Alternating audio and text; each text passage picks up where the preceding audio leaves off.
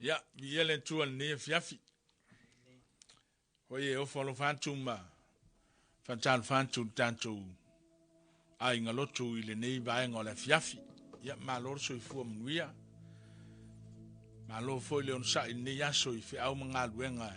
Masan ya I tanto. Ya mese foi na ya tanto fa nau ya onga. Fa tai le anga le yo le tu o ne ya so. Ilana tausinga malana le onga lo to so ifua ma so tanto wola.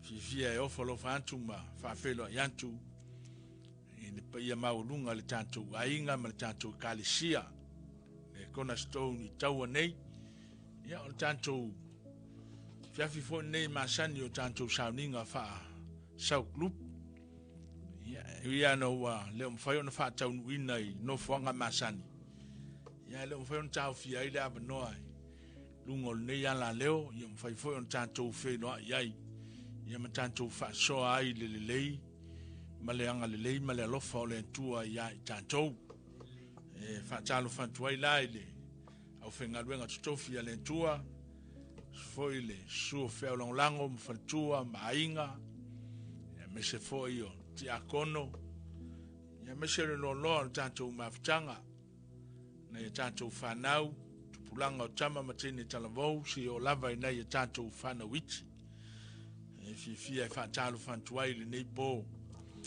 ia ta pena lo loto sauni tanto fafta ya ile lofa malanga le yo le tua ono mesiri mamele le na ia faya mo tanto mai ta vita e fa sanga e mata I maunga e o mai ai lo so soani o lo so soani e mai ya yova le o le na faya le langi male la langi mai le tu ina mai e ia mapeva lo vai o lo leo le tu le moe lava ia fa uta o le leo ya Israelu le tu le moe ia le moe lava e mane ia o le longono o tangata o tabita ta pena lo loto pe o le loto sa ia tabita e fa sanga le maunga I lo tabita e o mai lo na sosoani e le o se maunga tu fua o la ia Jehova le maunga e fa mai fa sanga e o matai maunga e o mai lo sosoani a lo sosoani mai ante ai e mai ia Jehova me o ia na te leo e te lave ai I lo urfafo mo lo urfale I so se mea na tato iai ne yaso o Jehova o le atua na ia leo ma ia lave ai lo soifua ma lo tanto bola ia te tala lo loto I le atua I nepo sauni tato wo e faafio le mana o le angang pa ia o ia na te taita ia le tanto maftanga o ia foi na te amataina le por kalambe I le ne fiafi e fio mai na te fam wia I tanto fe lava le meo e mafuta mai ai na lue mele mana o le angang pa ia a tanto tapena e faafio o ia le ne fiafi hallelujah.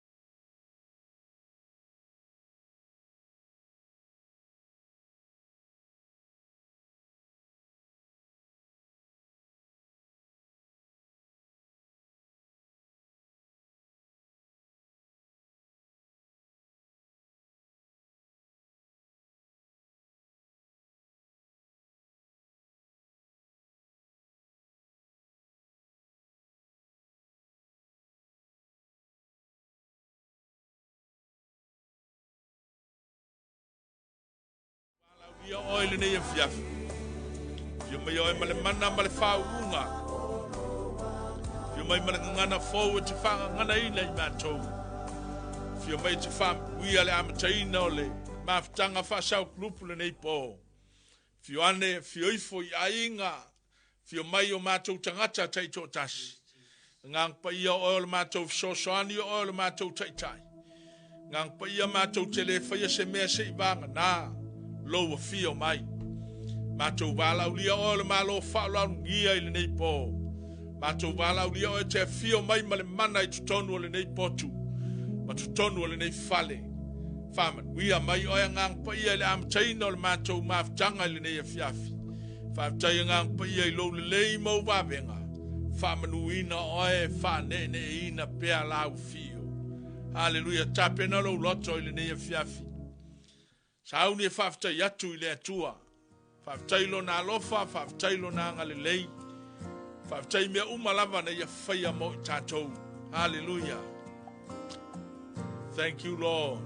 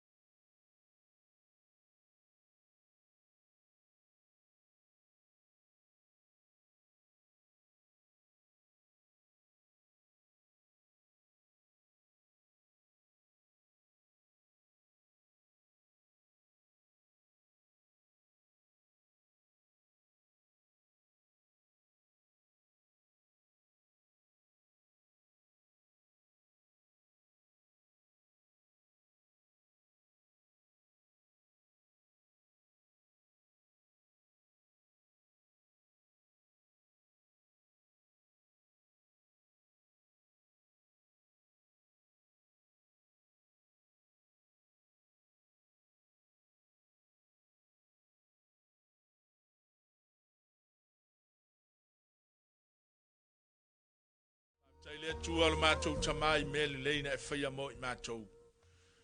Whaftai lo wha maoni. Whaftai au wha munianga. Whaftai lo wha malolonga ia I mātou. Whaftai le tua lo lawe ina o soifua ma leola o tangata. Whaftai lea tua iau whamanianga ma lau whasoa ia I mātou.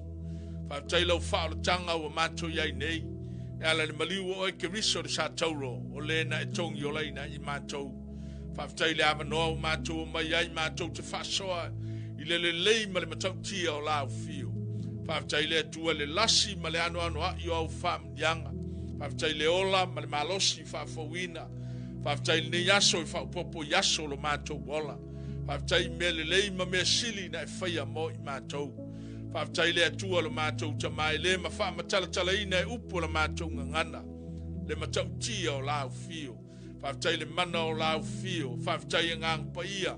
Whaftai le atua lo mātou tamalo e tai ala ina I mātou. Whaftai lo mamalu. Mātou te tau muli muli le lei ma le matau tia o lau fio. Whaftai o wavenga. Whaftai au wham yanga le atua lo mātou tamalo. Whaftai le atua lo mātou tama e lasi ma le ano ai. Le tele ma le whau lai o mea sili ma mea le lei. Na e tāpena ina mo lo mātou wola. Na mātou taulanga pati pati le ia te oe. I le nei e fiafi mātou te whawhetai ailo walofa. Mātou whawhetai ailo wanga le lei lo mātou tua. Hallelujah, tāpena lo loto. Sauni ave se vi inga ia te ia I le nei e fiafi. Whalatalata le me pa ia. Sauni te whane ne e lo watua. I le nei po. Hallelujah. Praise God.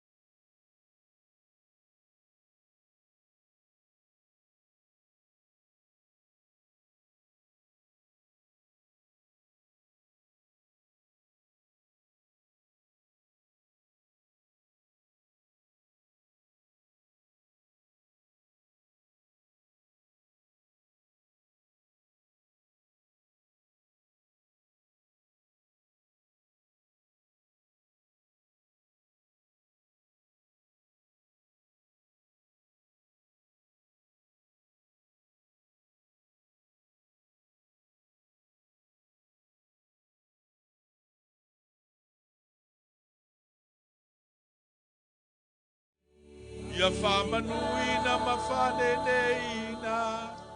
E tatau ia te o ele viinga. E tatau ia te o ele whamanu ma le whanetanga. E sili sili lava oe. E matautia lava oe. Aleluia, aleluia, osana. Ia whaneneina o ele tupu mamalu. E sili sili lava o ele atua mamana. E whapaleina o ele viinga. Aleluia, aleluia, osana. Aleluia, aleluia, osana. Ia ia whamanuina o ele tupu. Ia whaneneina o ele atua mamalu. Aleluia. Aleluia, osana. Aleluia. Aleluia. Aleluia, osana. Aleluia. Oh, hallelujah, osana. We worship you, God. We worship you, Lord. Hallelujah.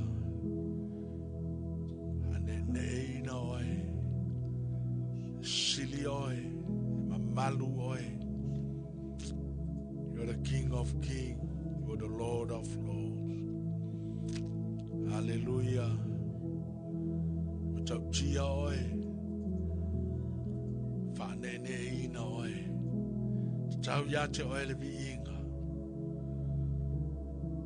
Tau ia te oe le whamanu ma le whanetanga. Mai sili sili lava lau fiu. Hallelujah. Thank you, Lord. Thank you, Jesus. Ia vi ia lava lau fiu. Ia whamanuina lau fiu. Ia whaneneina oe. Hallelujah. Kororosi kalara mama. Hallelujah.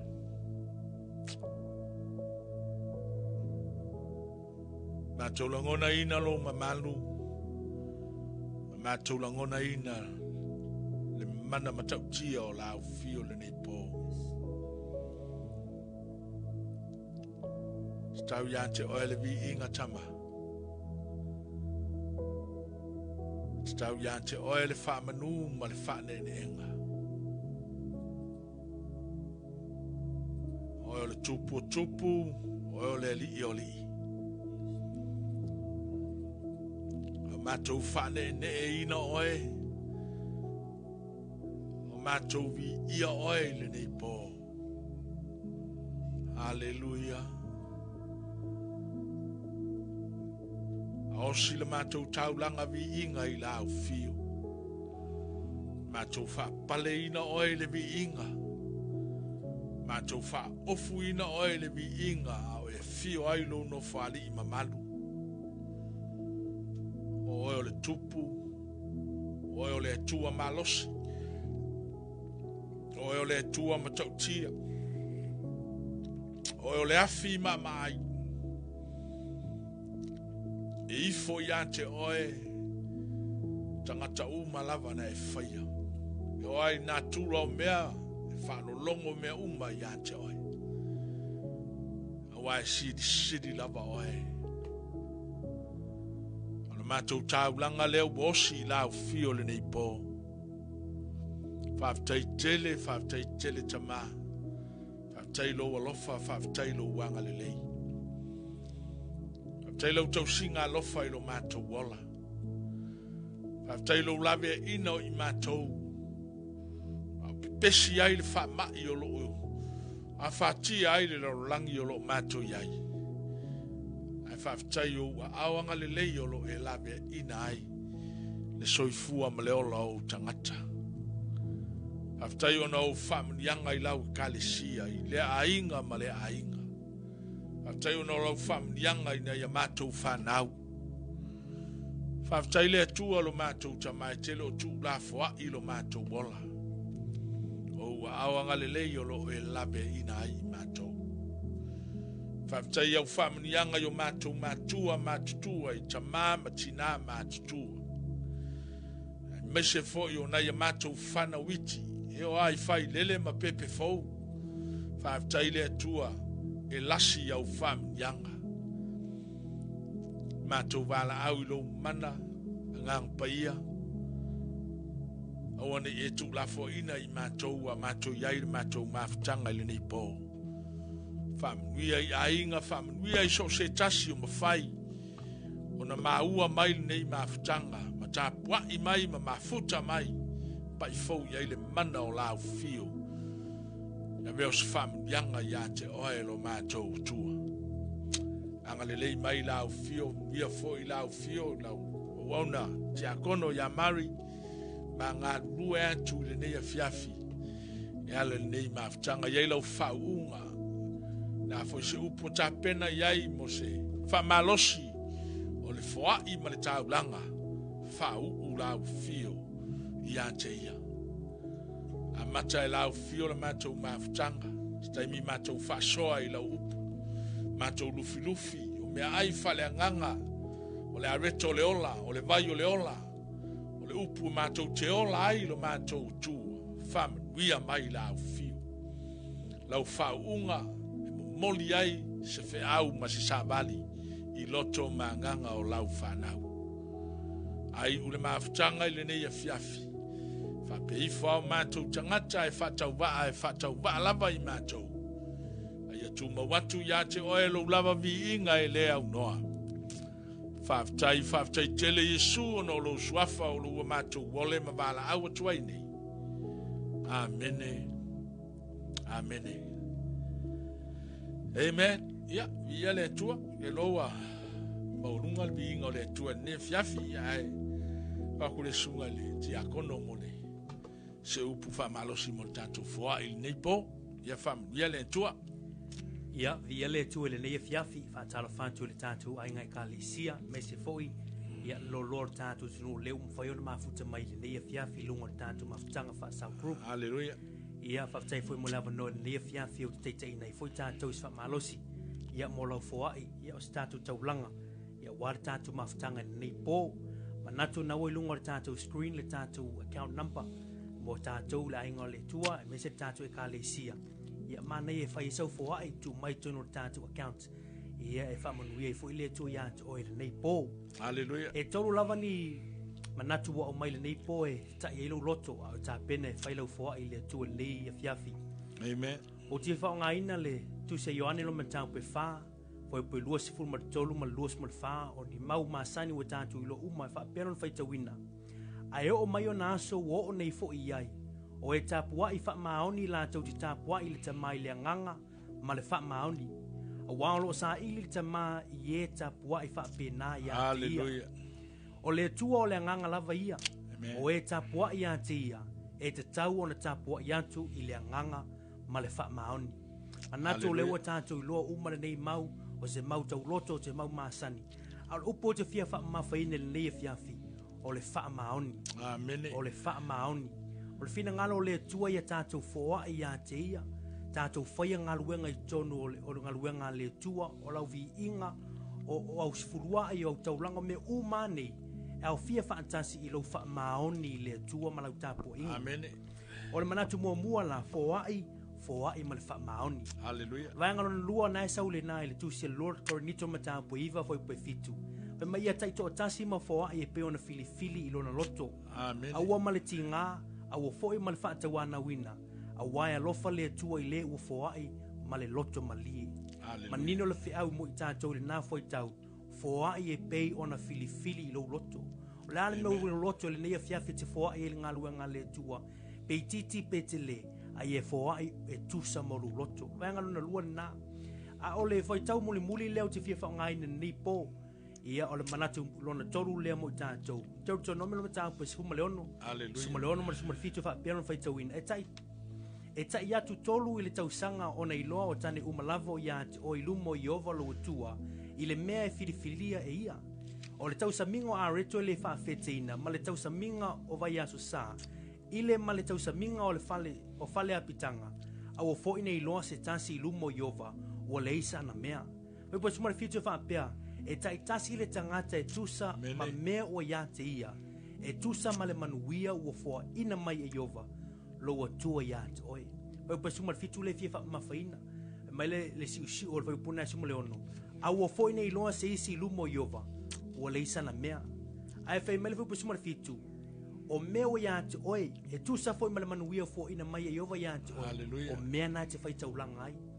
O manatu e tolu mo i tātou le pōri nei, manatu mua fo ai ma le wha maoni. Lua, fo ai e peo na fili i lau loto. Malona tolu, fo ai e tusa ma le mea o ia te oe. E tusa ma le manuia o fo ina ia e Iova ia te oe. Whamanuia le tu e lau fo ai le nei fiafi, ia le la tātou pese le nei. Ia e au finala o taulanga i lei vaenga le fiafi. Te o tali umai o na whaileo se talo mo i tātou. Thank you, Lord.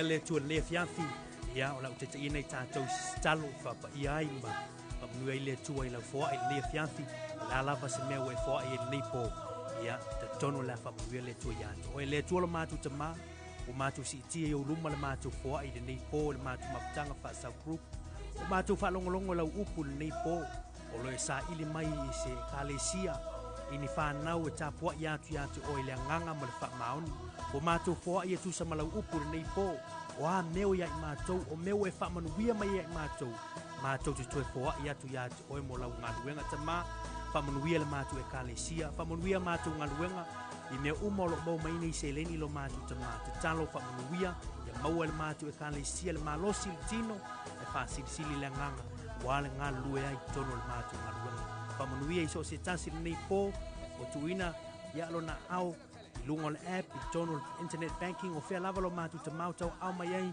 se foa i le nei po le matu maftanga fa manuia ati latou o no o Yesu o matu o le matu vala o tuine amen amen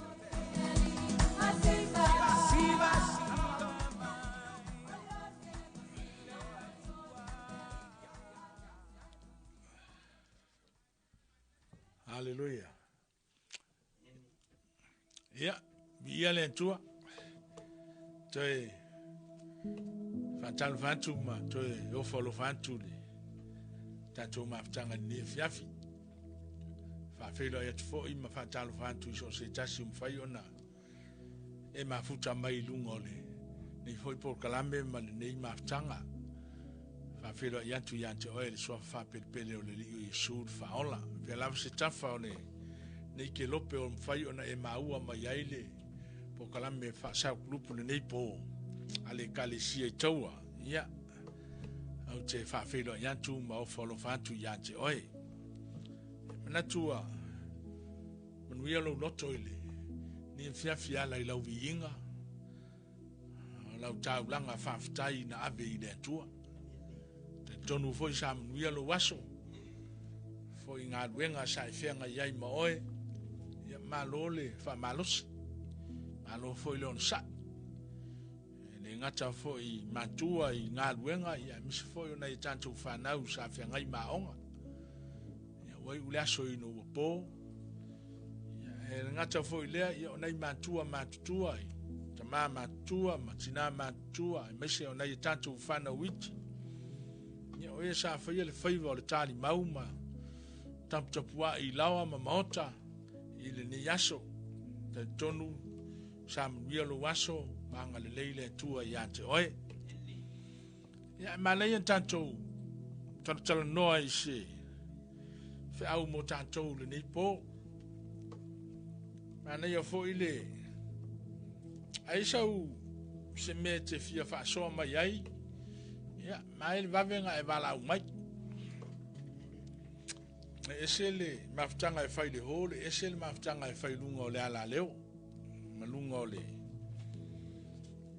O ala ata ia ke o le mafutanga e whai le hole. A whapea e toru i tūla, e toru ai tūla. A le mafutanga la e whai lunga i. Ia whapea sfumi uke, sfurami uke. Ia ai. Ia whapea kua e mga sfumi uke. Ia ai. Nga yo i maile ngang pa ia e lua i kula pe koru i kula. Ia me whenga e mga e le wawenga e wala umai. Ai se me ke fia whaasoa mai ai pe ke fia whaopopo mai ai. Ia e fwoi sau fsiri mai. Ia e whamari aku ale mwhain kari. Ia kari e le ngang pa ia lau fsiri. Au ke fsiri me se fsiri whainka. Pea whape se fsiri te fia fsiri mai ai. Ta mama tau sau ni e whalongolongo i lau upu le ne e fiafi. Talo i lau whauunga, whau se whiau, whau le mea whainga luenga, wana o se mea whainga luenga e langona fo i whatau wa al tangata. I lei se mea o te iloa o te whamoe moe i ante oe, oe te vai tonu wina le upu rea, leango le upu e ola ai o mātou nganga, whamuia fo i lau e kalesia i le nei e fiafi, whamuia i ainga, ia e mese o so se tasi o mwhai o na mafuta mai lungo nei mafutanga, pa ia le mana o lau fio e ala i lau upu. Talo i lau fio lo mātou tamasa i seia ni au al pouli uli au ani i whale lawe. Ai mo mori oia ngang pa ia se savali i o mātou loto i le nei pō. A vea lau upu o se whamunianga ia i mātou. Ai u se wheau i atu mauri whatau wa ai o mātou tangata. Ai a fo i ate oe lovi inga i lea unoa. Whātai tele Jesu no lo suafo wole mawala awe nei. Amene. Ai lau tusi ya. Tuane lau tusi le vangalia Mateo lon ta upu ono. Mateo lon ta upu ono. Hallelujah.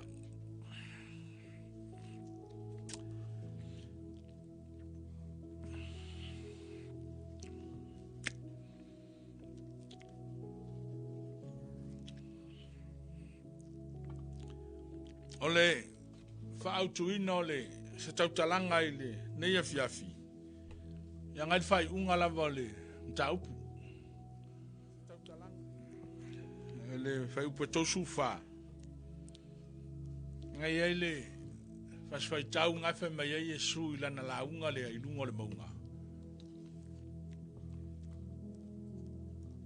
Me awa tau te pupole. I le aso antai au. Nga wai popole le aso a tae au i ana lava mea e te tau le aso lona lava leanga. A Ka ngai foi lai fai upu lua suma lima. Ono tala noa mai a Yesu le i le alava mea o le popole. Fa mai o le mea leo tu fai atua i ante utou. O ane i utou popole i utou wola. I mea tau te ai ma mea tau te inu ai. Po utou tino i mea tau te ofu ai. E le siri e le ola i le mea ai. Ma le tino i le ofu. Hallelujah. Ai fia tala noa atu i ante oi le. Ta upu le ono ma fai upa suma le iwa. Ia se ia wha uma. Ai, nga fai upu ngai lua leo o wha maka o sia kuai le tātus fai tau. Ia ai isa o kaiminga kanga le fai kau akoa. O le vaenga lona tolu leo le launga i su i lungo le maunga. Mai on ta upu e lima e. Nga launga i e su me ta ul whamun yanga. Lana launga whaamu ia. Ai o melai i le mta upu le ono. Wa malosi ala launga Yesu le meta ole. O popole.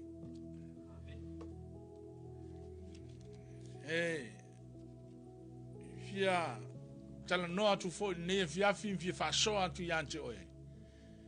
Fa utu atu fa pesa utau talanga. Se awente pole. Hallelujah. E taua i le tua. Ka ua oe ka ua u i le tua. E taua tātou i le tua. Me leo ke sosangi a kua iaki oe ngei po. Le ase meo e pole ai. Leo mga o kakala ngoa i le upu a le tua. Se awai ke pole. E awai ke pole i se mea e. Ai nga wo malai i le taupu le ole manga ia ole fakulanga Yesu on taupu le kusanga amaka mai Yesu ka upu le on ai tala no Yesu longa uso ole ile a nga mal tau ole me talo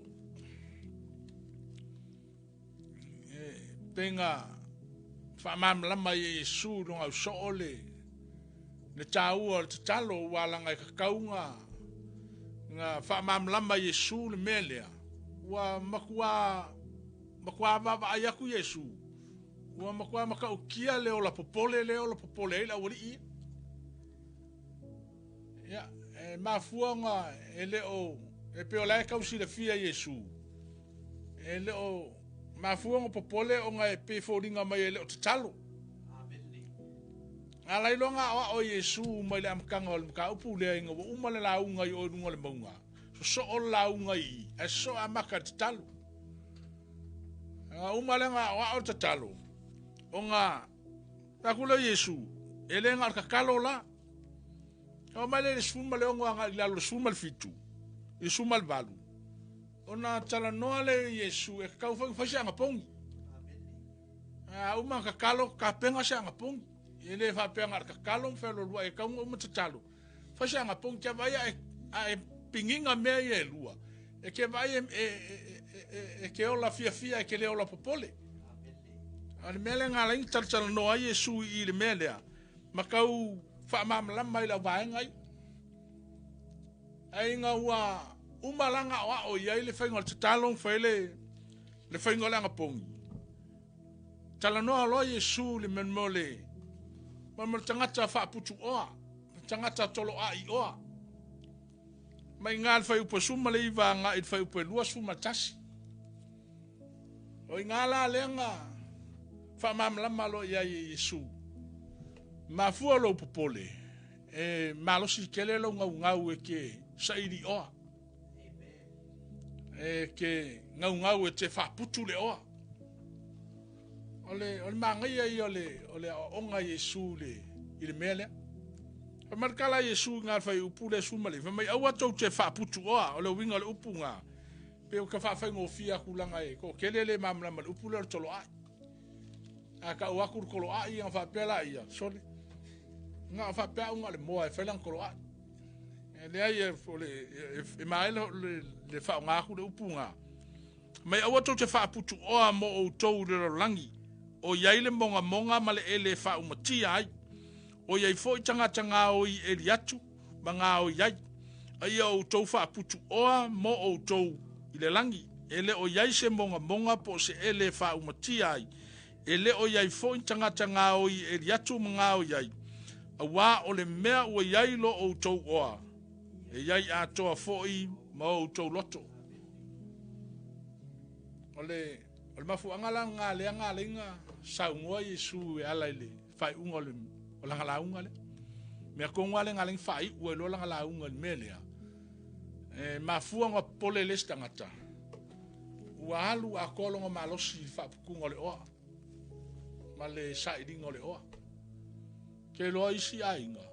Ua makanga ngale pe ua whapukua le oa tangata. A fai mai lar ki ngar ka ma, a fai kwet ka ma.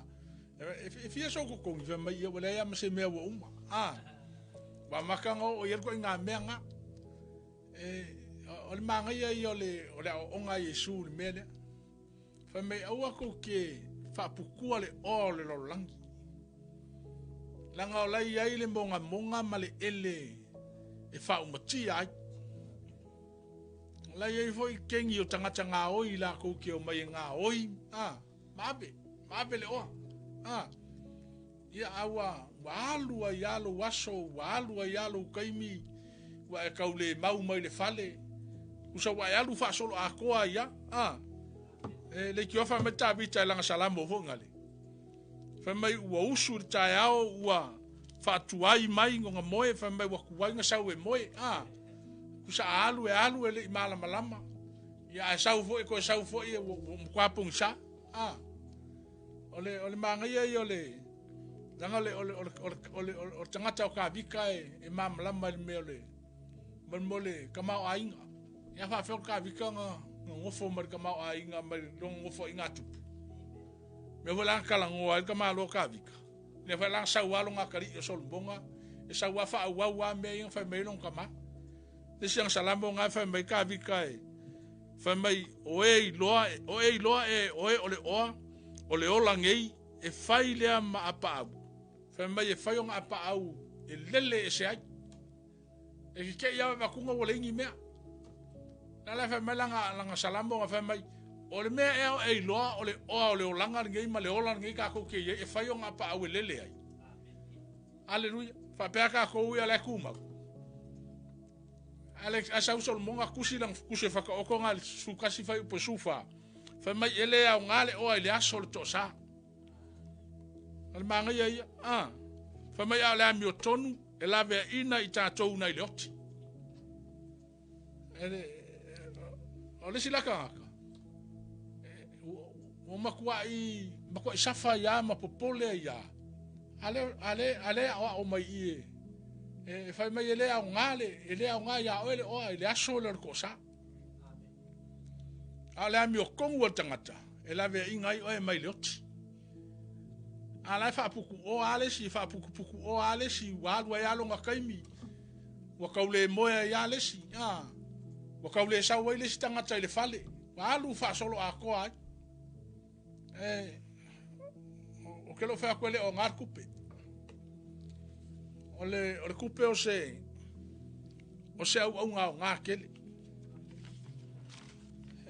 Kele o kaimi e pei kau ke wha mua ai.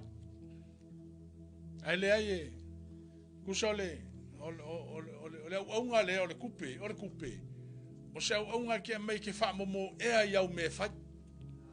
E ke wha kusa e ke tuli alu kuri alu kusa ka vingi iau e kuri alu ko kongi ni melea ko kuri alu e whaila u kaulanga ko kuri alu ke anga lelei kuri alu ke alofa kuri e ke wha maungi o le mea nganga o le nganga o le kupe o le aunga iau e le se kupu iau me fa langa leng fa ka kele mai popole kele ia langa ua e sau a mai le kupe fa sa fa i rungo lo mo fo kupu ai alu e ku mal fa ko or ku langa or kupe le ole o e se foi la fa nga ngor melo kupe Ala fa nga ngal melo kupio ke le loa. Ke le loa me ka ol pakiki. Langa e lo ma ho fau. E pela melen se i ka o ku yaile. Il melenga kalangoa Yesu me pole. Ngai lo la ia le. Ese le sa o le fina ngalo le tu. Ka ua lo ya o le tupe. E popole lo. Ya foi wala ngale o le ska ka ngau ke le ia le mea. Me foi langa o vai ku le ska ka ua. Poro mai.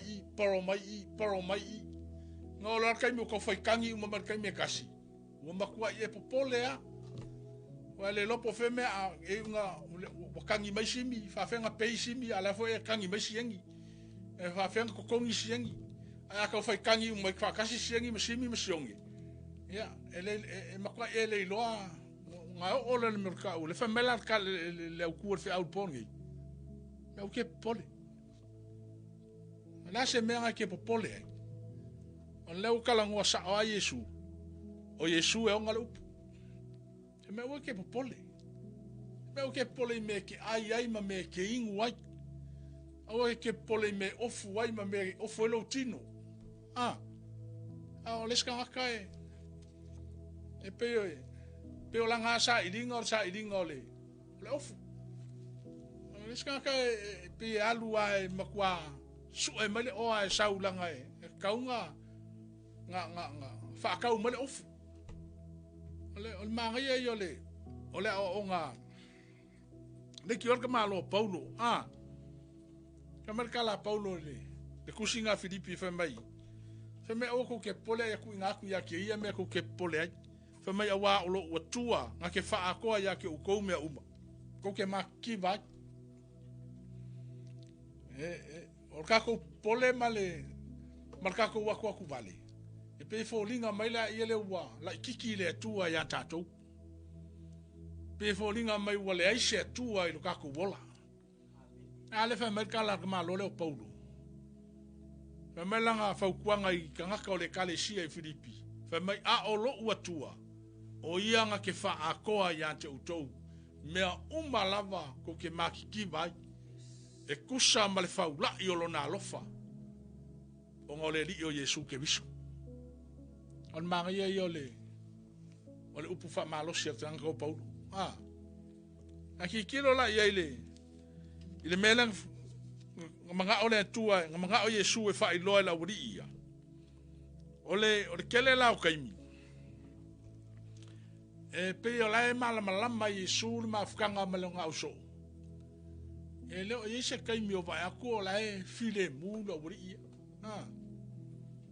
kala ngoa lo Yesu me le ole mo le ola pole o tangata e lang fam kala lo Yesu i le mele fa mar kala Yesu i me ole mele o tu fai tu ai ante o tou awane o tou pole yo tou wola i me tou te ai ma me tou te inu ai po tou tino i me tou te ofu ai ele sili ele ola i le me ai ma le tino i le ofu yo tou va ai i manu fele lei la tou te le lu saito pe sele pe fa putu i fa saito ai fanga ina i la tou e lo o tou tama o le langi ele sili e lo o tou le lei i lo la tou manga yo melenga tal no a Yesu i le mele amarkala Yesu la me kele makamaka i le mangulele nga kele fayes fa ko anga ele nga lue ai ke ba ai ola fi al mangulele le aku ai mai le funga la au ai mai le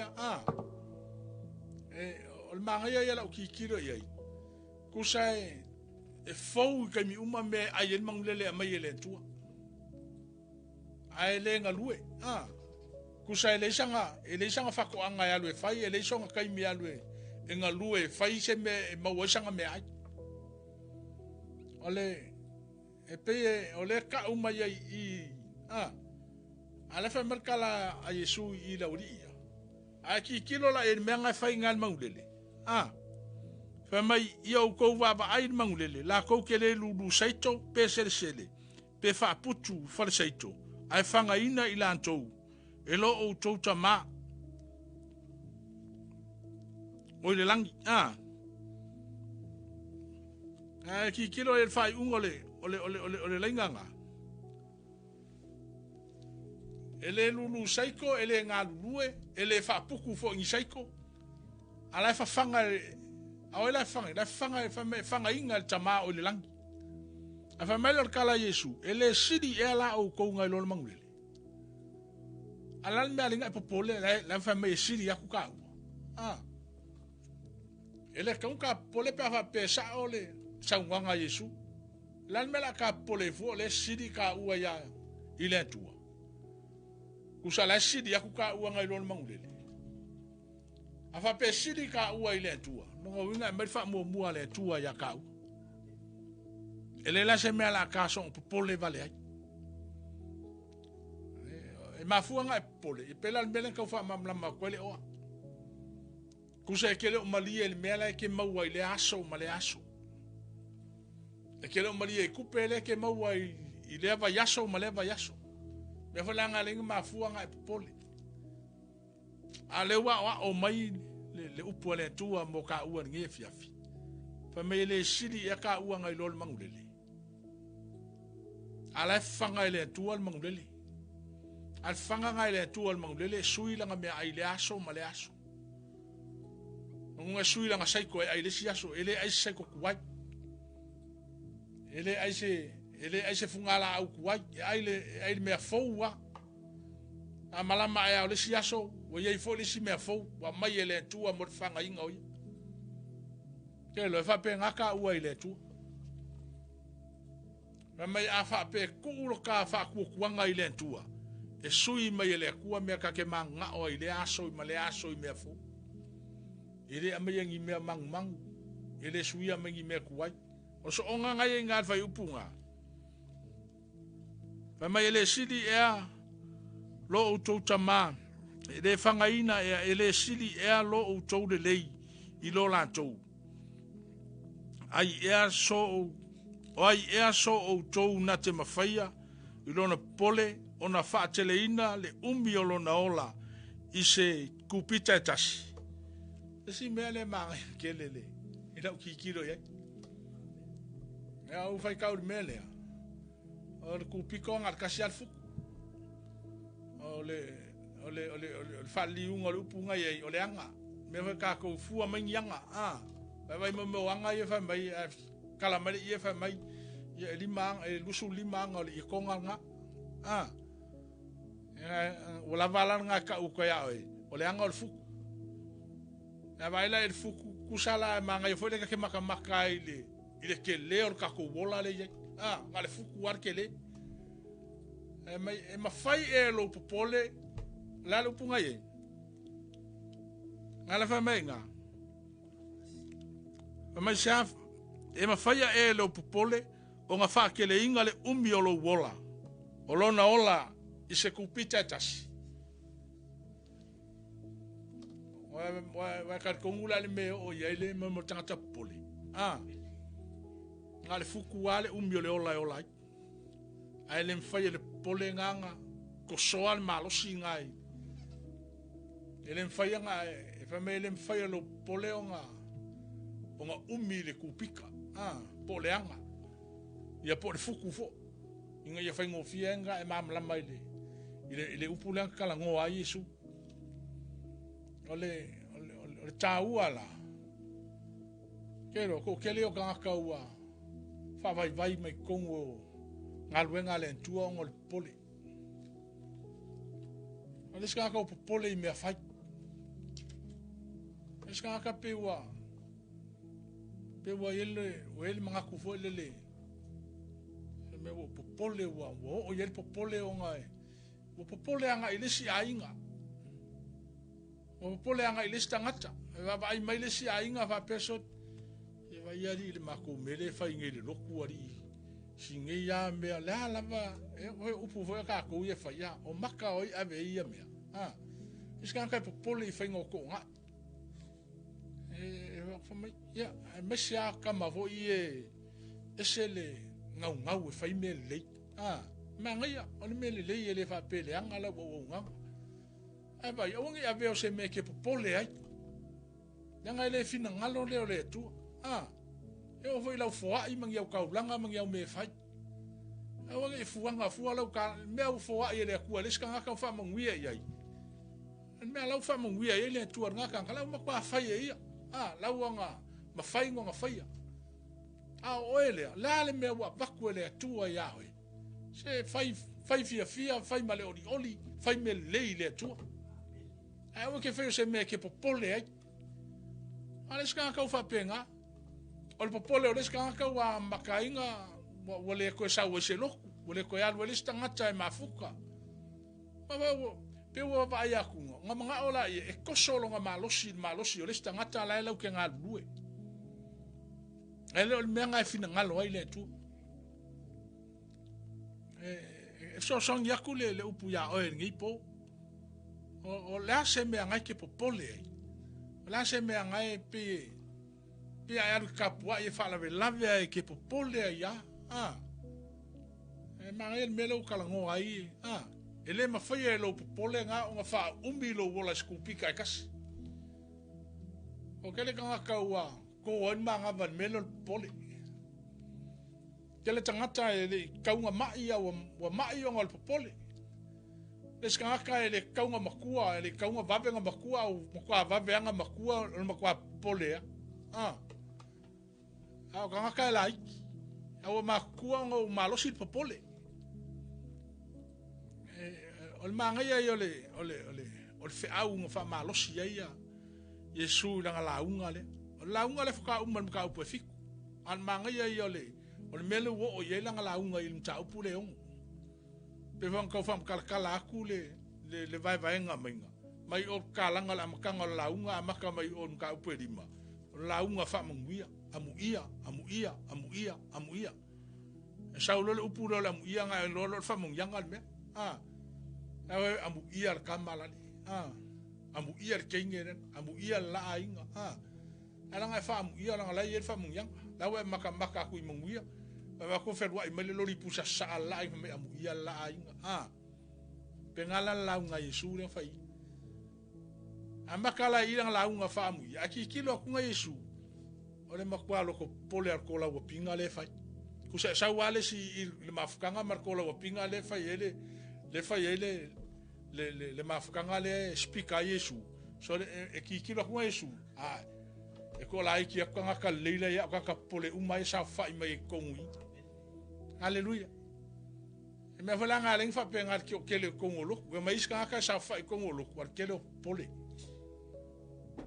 ya wa fa o riska ka ye mo kwa pole e fa ko kongi ki vi ko kongi le ko kongi pusa isa ya aval ki vi dale fa pe u ye le ola con fiki kwa pole la ko nge iri mal ya paku nga ya la wola la maka ngin mako fa de lunga sa fu ava el fa ngale tu ya ngai meanga ke fa mala kamala maka ya va ku ki vide ma fa ya fa kaya fe ka ule le ya mal le ngal mako ki vide wala ngai e be ang fa ya o nga ya la fa mungu ya le tu ele o nga ya le upude o ele ki asosi solo kwa nga ka la fa mungu ya le tu ma koso kwa ya mo o la nga fa ka yer mele o ke pole se o ke pole fuale o ngo fo nga ke ngo fo ai o ke pole va pese nga yo mai ka nga ka yo mai se va ile ngo fo ale yo olong kai mi wa ka nga fa se ngo fo ale ma nga ya yo le mele ye kele yo kai mi ka ke ngo fo ka ngo vili o fe ka vale ma sui la ka vale o foi o el ko nga me foi le pe o ka baba ya kunga so ala ka ki kilo kwa ka vale so e uma ya le si se furu ka usanga ka vale la ka ke fel wa ye o la le ya ai pe o ka popole vo le ma fa wa nga i ki kilo me le ska nga pe ki kilo me le ska nga fa pe de ka vale ala le sa o le fe o pe fo nga fa le luar ka vale o ka ba foi fo nga fa le luar ka ma mo lunga foi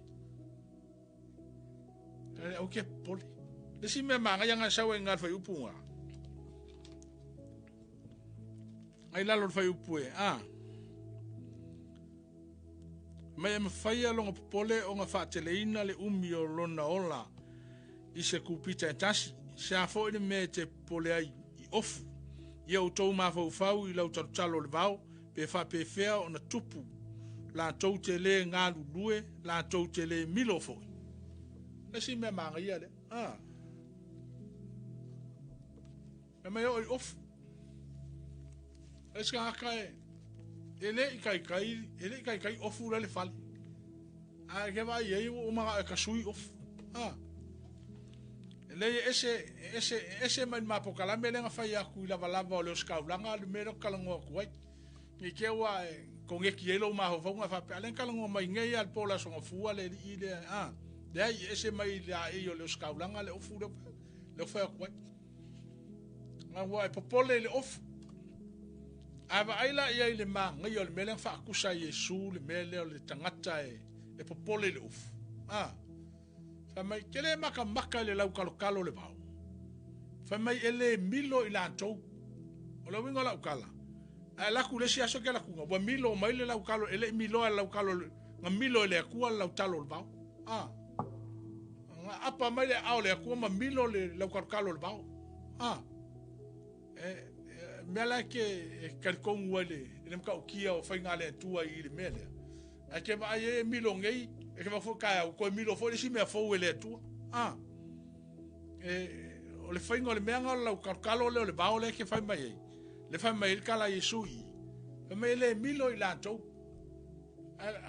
a le fa mai kala Yesu i le mele ma sha fo ni me ko ke pole off fa mai o to ma fa la talo le ba pe fa pe fea ona tupu la tou te le ngā lulue la tou te le milo foi o ka kongura ele mele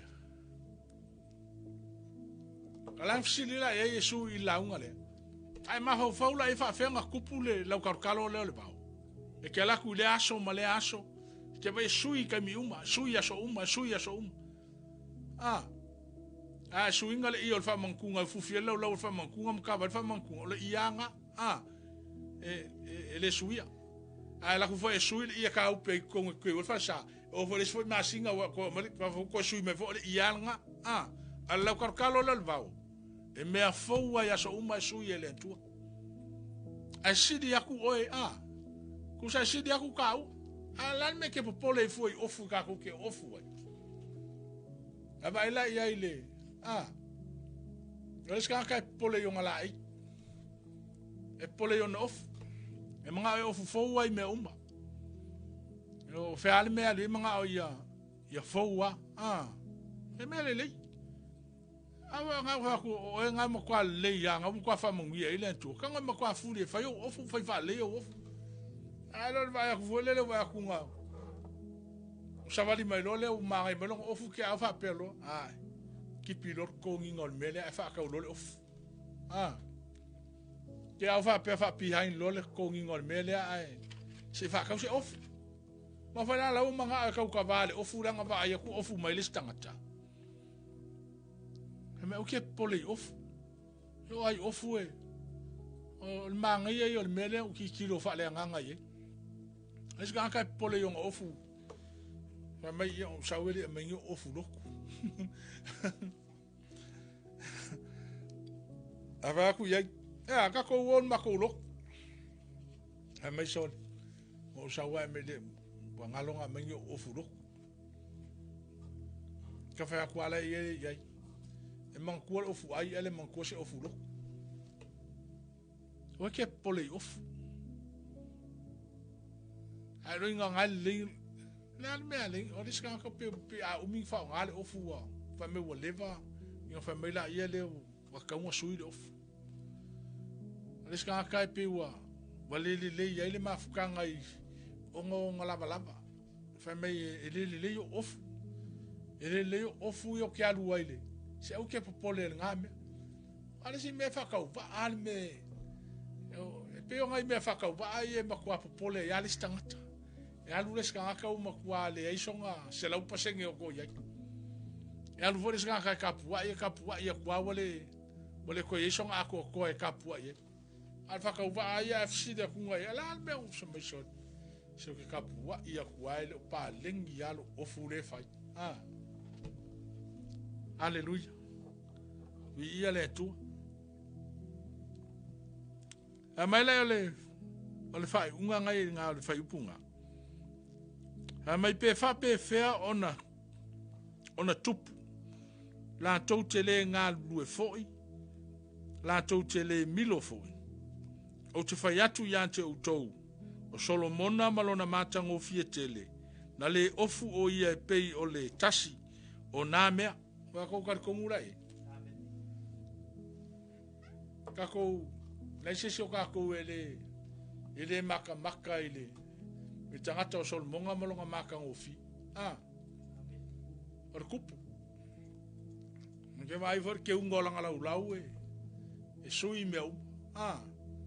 Vai la e de fa merkala e sui. Vai o Solomona malonga makango fi. E yar kai me ke la ku falo le moko Solomona.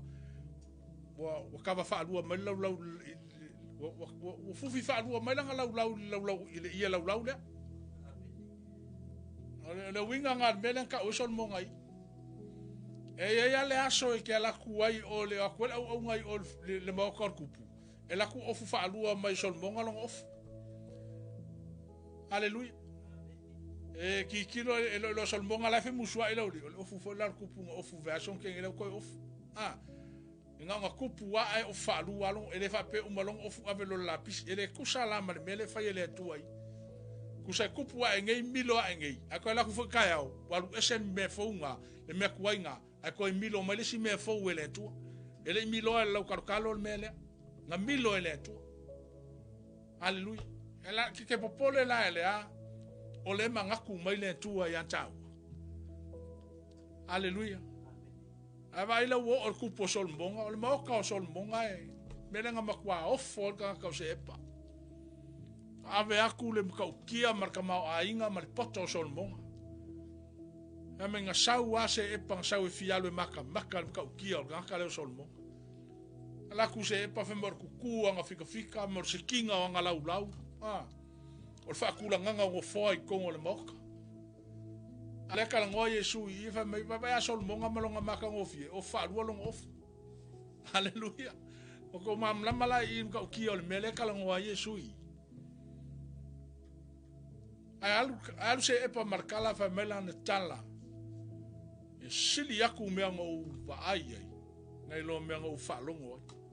Lo winga fa pe limas fu pasengen me va ai fa longo ia. Fa longo mai se e par kala ave aku Solomona. Longo winga se lau pasenge lan mele u sau vai. E fa winga mele u sau vai. Ale kala ngoa Yesu i. Ale fa kusai i ka ma inga le mal maka ngo fio Solomona. E sidi a quella kalo le maka ngo fio Solomona. E fa melar kala Yesu ele sidi la kau. Sidi akula ta u ngai lole. E sidi ngai lole mangulele.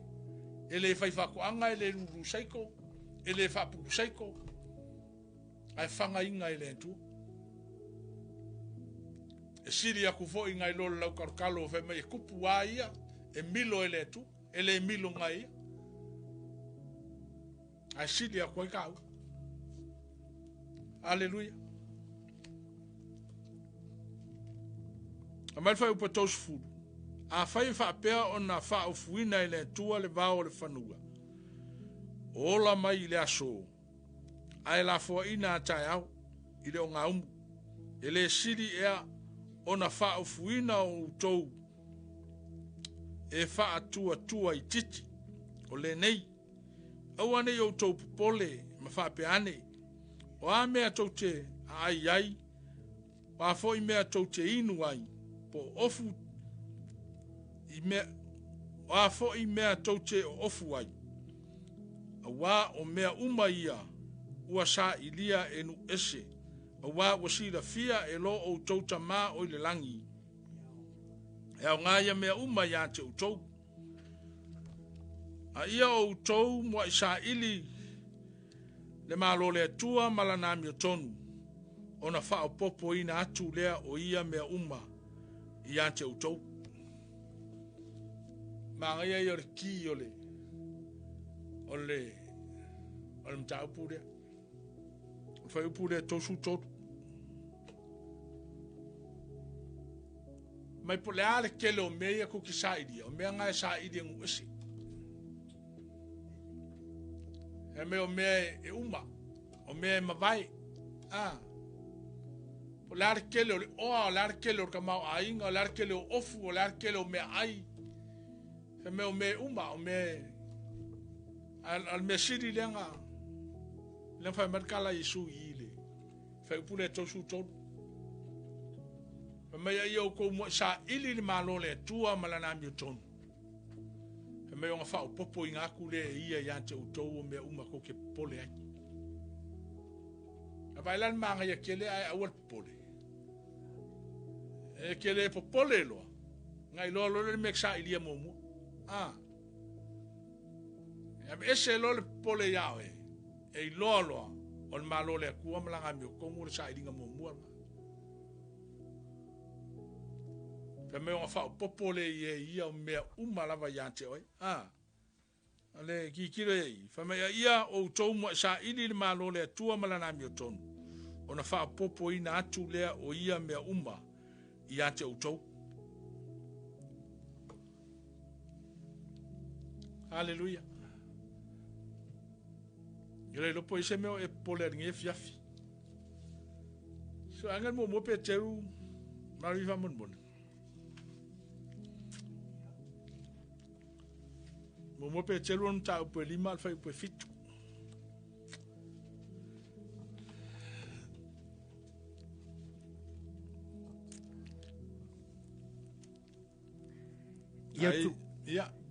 Ia tu ina atu ia te ia me uma tau te popole ai.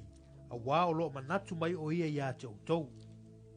Ma ia o mele tala no i pe terui. Nene. Ke loa e kango e kuu le akua mea uma lavanga ke pole ai. O le me tā ua, le me mua le fa mei, o lai mangaku mai le tu.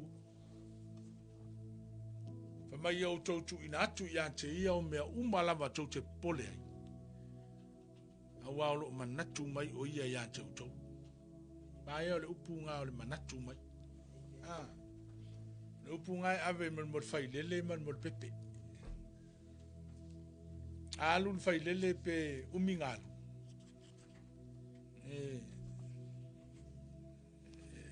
Mangaku ka mahiki. Aisea, mangaku langa lai mangaku longkinga. Elese si piko siringa la talata yer ka mahiki. E ke fiu e fai inga o fai nga ke fiu ave i lole ke fiu e fa pele pele. E ke fiu si inga le kangi ke fiu aku mea ai wale ai. A ke vai aku wadu aku alonga kingo. Wa mai aku wa. Ale vave langa ko e fa fo i mantina o ka mahiki rea. Ke vai aku sui ako. Nanga lai mangaku. Fa penga umale tua. O mea umale ki ke popole. Kelo e mangaku mai le tua ya. Manga ia la yo mele. Ne ki ola fa merkala Yesu. Me o ke pole, o ke pole me ko ke ai po me ko ke ingoi po ofu to te ofu wai. Mai ai o tau mo sa ili malo le tua malanga mi ton. O nga fa o popo inga le o nga me uma ya te tau. Be ngai muli mai. Ai maua le kua malanga mi o kong. Kele ko pole me ai, kele ko pole vai, kele pole ofu. Kele ko pole sesia me. Kele ko pole lau fasoa. Aisea. Nanga lewa ia ile tua i lau me fai. Nanga lewa e fa mo mua sa ili le kua malawa mi ko. Malanga mi ton. Ai mafuanga e pole. Nanga we ku uan me ka un fa mo mua e fa mo mua me ka un fa mo muri. Hallelujah. Eu que lorga ku ka punga nge fiafi. Atele lo ya e pe yeso. Se me o te fia fa popo mai ka ku ka upu ngipo. Ia mai fa lo wala u mai. E fa pele ai. Ia ele ya se me o ia. le ngaka ho ka ku mafutanga ngei ko ngo taua ma ka ku kalesia ia so sia mfai nga mafuta mai e foi sanga fa soa e fa popo mai ka ku ia mai foi no vala o mai nge fiafi alela kwa kula ngole ia ke vala o mai ai ia kal pesele mari ia au malor pesele ke le vala o mai ia fa le stato talo e fai o ka ku mafutanga fa sa grupo nepo aleluia.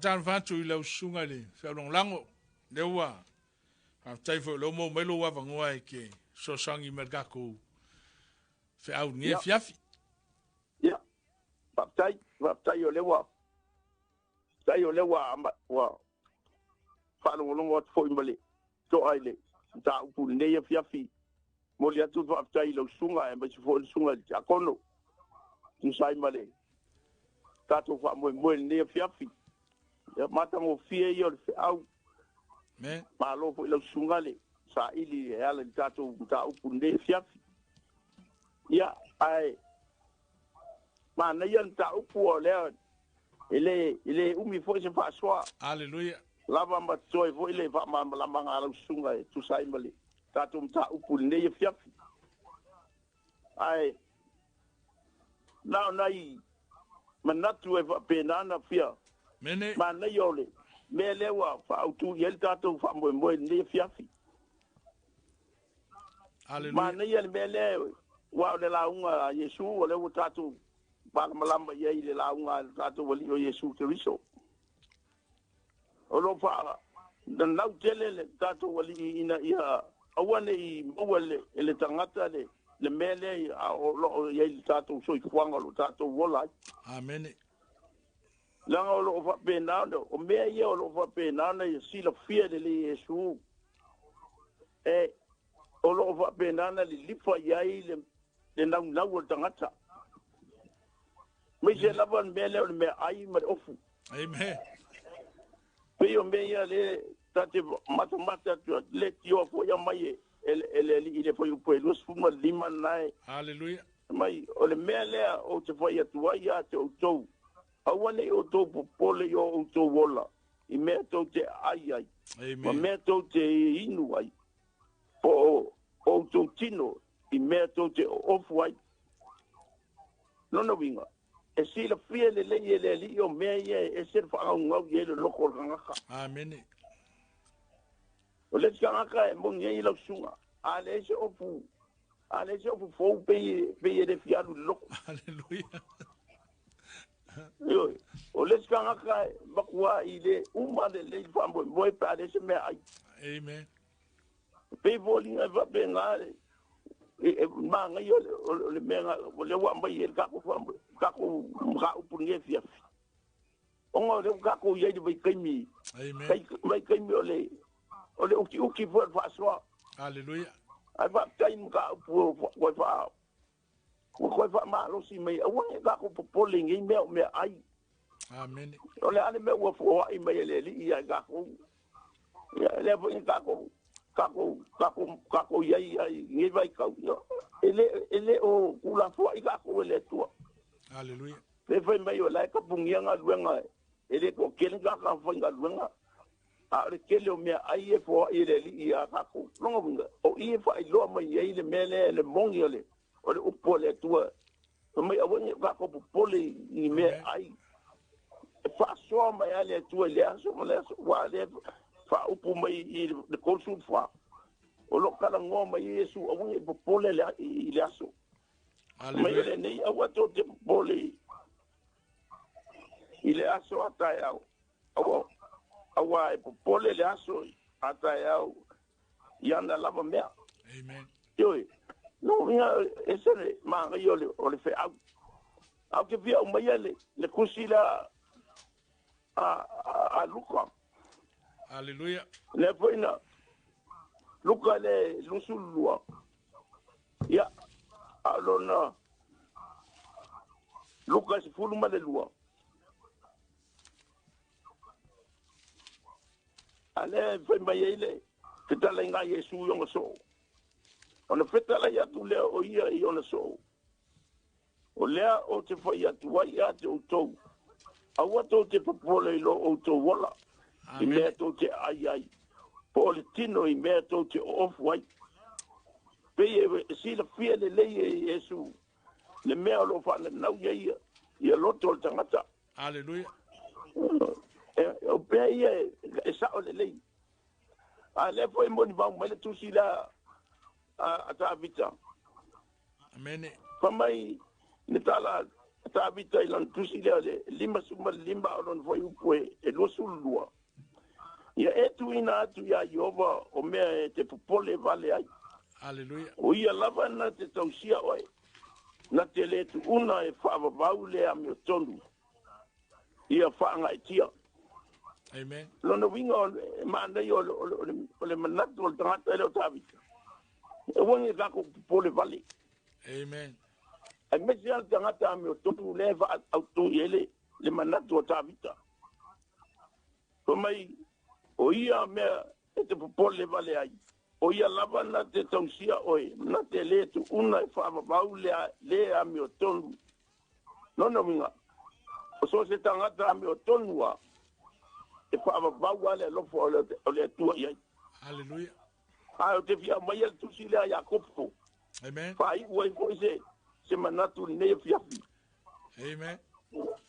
tilo atu foi le manatu o tangata o Iakopo o le apostolo Iakopo e lua non foi upo e lima mai o uso pele whaalongolo mai ia e le ua whidiwhidia e le atua o e matitiva le nei lalolangi Amen. o te mau a inga i le whatu o tua o tō fia fo i la tau i le malo wa ia fola ina mai i e alo lofoa ia te ia o lona winga on mele manatu leo le apostolo ma ngai ia o to kako maki kiva i le lalolangi Amen. ma ngai pe kako wola maki kiva i le lalolangi nei ai ka mau a inga i whako kua mena o le o ke kilo o ye e nei se me kako ke popole i le lalolangi Amen. e lang o le lalolangi mai Hallelujah. lalolangi uma ai le mai o le malo o uma fola inga tatu o li o Yesu Kristo ina ia wat ye tangata e fatu o tua ia te ia o nge kako popole Amen. a kako wola fako kua matato ton o so i fua le tua e o ia na tausia tato e nei se me kako ke popole wanga ngale o le mefo nye popole kele kanga kai ma ia Amen. kele Hallelujah. kanga kai ma ia kele fo kanga kai fa penganga nga uma ia la ko so i fua kele fo kanga kai se ia la to fa unga Hallelujah. kele kanga ka ufa penganga uma la ko so i fua pule le ola ma me fa penga onga wo popole kele wo Amen. ye popole loto ma pua ma sia ele laban ma ftanga maleli Hallelujah. ya nei yo fiafi i umi na wa fo se mana ale nganga fa ftai tu sai ma tatum tau e ma ya tala ta bitaya ya etu ina atu ya Yehova o me te popole vale ai Hallelujah. o ia lava na tele tu o ia lava na te tausia oi na tele tu una e fa vau le a mi tonu ia fa ngai tia pe fa be na se la ona mi fiafi tu wa ile tu me ka ko ke pole Amen. le ka ke le ma fa ia se me a ka ko ku ile tu me ka ko ke pole e le ai am se me fa pe nga ka ko le mbuwa la Amen. fo se ma onga ke e o e manga o ye o ke pole tu ile tu e kali mai le tu ai ka ko te tu ya te ia mal ka ko fa ko ku ya te ia Hallelujah. io ne foi la via fi mal tatum da mo le to ile nga fa ftai la sunga ma sunga te ko ia le tu sai ma po kala me ne fia ia fa man ya tu le tu e I po kala me taimi to e tato po kala me fa tai tele mo la no haleluia ia tai lava I lau sunga le whaurong lango tai pae mo le whasoa ai voi mo le whaupopo le tanto mta upu nei po ma ia e mongi lava le lau toe whasoa mai le I le tanto mta upu wan me mongi al ngai I sa o le ia o me ai o makwa pole alis tangata ia o me ai ai vol melenga ngalayanga apa Yesu amai me ia tala no ai fa nga yo ia me ta o le pole tangata amai me ai ma ia ai vol pole o sungari I vole sai o fa ko anga I etena pole o finge o ala inga ko fa pengi ia ma fu ngo pole finge o pole o manga o le ro pola kongule pola le sao pe sao me o fa mai ile tua ia man kwele o ia fa ile ku o ia fa longo ala fa le ku ya akam me funga ngaling sa du ngakale ya akamu wa do le ya ngakale so nga ngo ala ngo o akamu avisa o yefe au ia fa longo me funga ke va erkele o me se ya me motina na wala sa lo le ki apolo sa lo ui me lo itina ta lo fa ia e mo ia nga fa mai le ku wa ma wanga le avengi ya lo fa e mo ia li kala le fa longo ai o popole lo malo na loto o el loto pole va pe lo sa ola e kawanga ai me e kawanga ai la auda ele kawanga le ai ai malo lo sunga mole ko fa soa male fa popor ka upunge fiafi ole pe ole fe auta ua le ya ka ko va ai kai mile ka ke yengi ele ko fa ngofie le ia mai o ki fa maongi al mele o ke lo al mele ko anga ia ngile ka ko le ele ko fo I se swinga ke lo le alunga ngi fa mai ra ka ko ia ele ko iso swinga fo fa pe alu ka ko fo ia pe le meanga masangi mai na filosofia valele o mai ia ku o fa solo a ko ele ngi me un pui ai ole mela ole a nga ole mele nge ia wengi popole tato o fa pole inga o ke pole fua pal mele ku lo to ile tu e foi kuinga ya nga I maima che ke pole ele sa ngia ile tu se mele anga mo oi akele ka penga inga sa wala le anga ka ko ke oti ai ole sa ko kwa popole ya le kui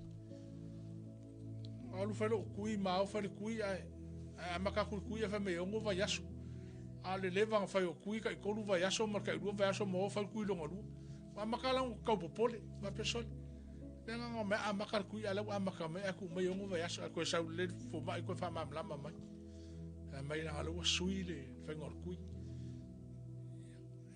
langa yer kai mi o mai la ngona fa penga ya ka ku ya ngal fe au mo o ni po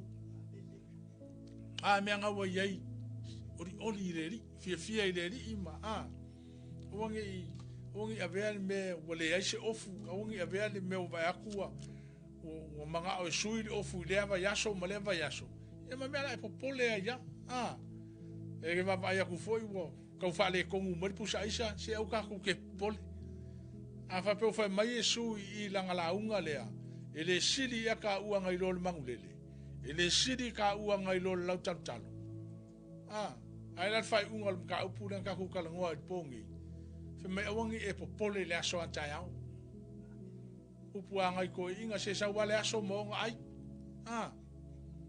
o ke pole le aso akaya pe len ka fa mamla ma ko fe ngol talo mal fe ngole e sui aso sui mai aso ke lo ka penga ile tuan me fo mo o ile siaso e po pole le aso I longa me kaunga ma wai ya o ka ke pole ya ka ya o nge ya ka ko ya a uma fo nge o uma wa ka ko ka penga mo le aso ata ya ole manga ia yo mele wala nga kaunga ko fa ka ya ile tua ile kai mi ma le aso o ngo mele le yo la fo ai me o ka ko moa yo me fo fa mo wia ya tatou ya mo le atu le nga fa tai le sunga ke lo le siska ko vala au ya ke lo le o manga ia la fo lo fa so ma la so songi mai il tanto tau pu nei po alleluia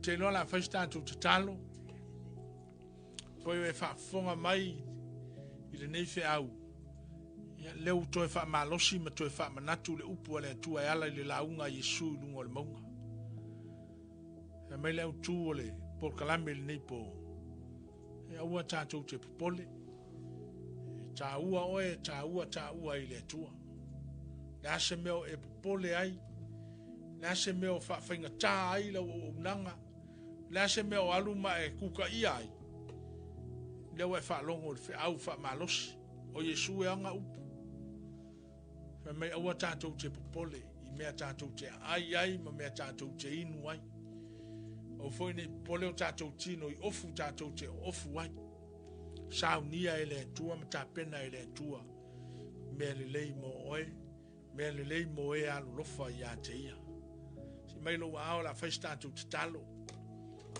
ta mama tu fa tailo upu le ne fiafi ma tu fa fo ia te oele vi inga fa tailo ne fe au ma ne fa fang ai tu tapena ai lo ma tu wola mati ai la ma tu o nanga ai mai se la ma tu savalinga mo lo finangalo o ani meo anga I mai e popole vale ai o ma tu loto ia matua sai le nganga popole I lau whanau mo tangata.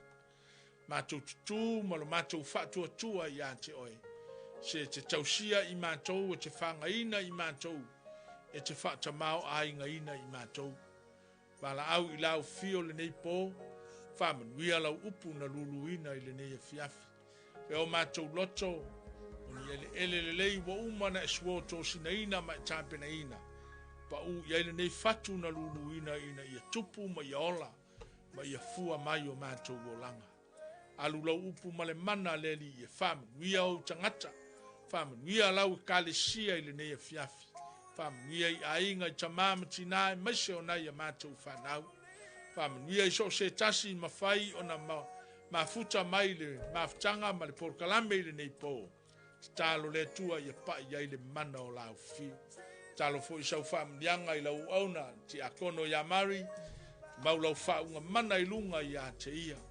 Talo ni tonu le nei potu ma le nei ala leo mātou whaunga ina, mo moli ai lau fina ngalo, I au fitia masini ma mea uma, I le mana o le whaunga mai a te oe. Wa I ule por kalame lo mātou o tua, tu mau le whatau waa I o mātou tangata, ia fo I uma I a te oe lo lava vi inga I le au noa. Whaftai tele Yesu no lo suafu. Wa mātou wole mo mātou wala au atuai nei. Amene, amene. Si mailo wa au, tas lua tolu, to God be the glory forever and ever. Amen. Jesus, only you, only you, so this is my prayer.